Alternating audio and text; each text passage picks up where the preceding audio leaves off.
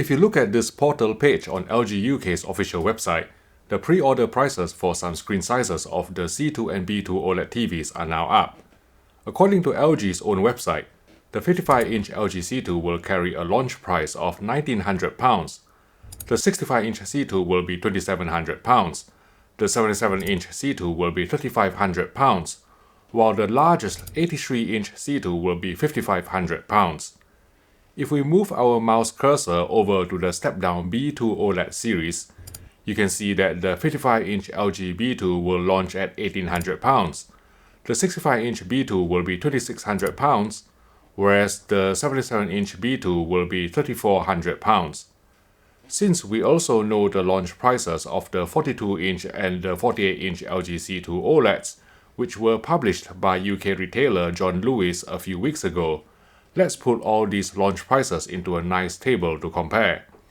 At first glance, the LG B2 looks to be extremely poor value, since it's only £100 cheaper than the step-up C2 OLED of the same screen size. For only £100 more, I would absolutely recommend choosing the C2 over the B2 for two key reasons. 1.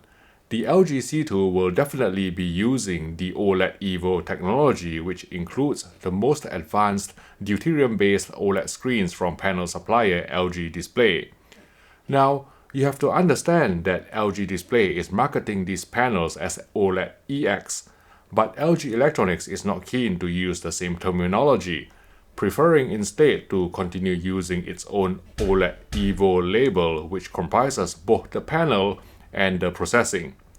The appeal of OLED EX or OLED Evo panel is its potential to be driven harder to reach higher peak brightness, given its longer lifespan and improved resistance to OLED burn-in, courtesy of the heavier molecular mass of deuterium in these OLED panels.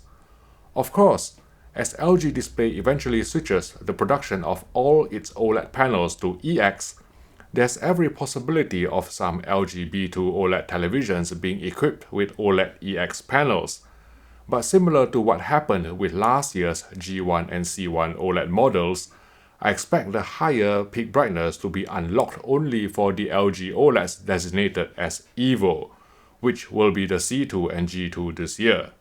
The second reason why you should pass on the B2 and go for the C2 is that the C2 will feature a more advanced SoC in the form of the Alpha 9 Gen 5 processor, whereas the B2 will use the step-down Alpha 7 Gen 5 chipset. Based on our experience testing and reviewing multiple LG OLED televisions over the years, we have seen the South Korean brand prioritize its more advanced televisions in terms of adding new features via firmware support. For example, among 2020 OLED models, the LG CX and GX received 4K 120Hz Dolby Vision support through a firmware update, but the step-down BX was excluded since it uses a different chipset. When buying an LG C2 OLED, one potential area of confusion is the stand design that comes with different screen sizes.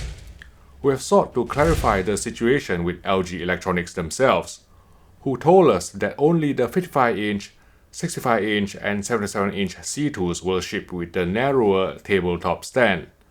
The 48-inch and the 83-inch LG C2 will continue to use the wider stand similar to that found on previous C-series OLED, while the smallest 42-inch C2 screen will be supported on a pair of L-shaped feet. Here's a table to summarize this information, just in case you have a preference for a particular stand. But back to the prices of the LG C2, they will of course be more expensive at launch, so if you can afford to wait, the prices will always become cheaper towards Black Friday, at which point you may actually be considering whether to spend a bit more money on the flagship G2 series with brightness booster technology. To help you make a decision, I filmed another video comparing the real-world brightness difference between the LG G2 and C2 side by side, so go watch that video here.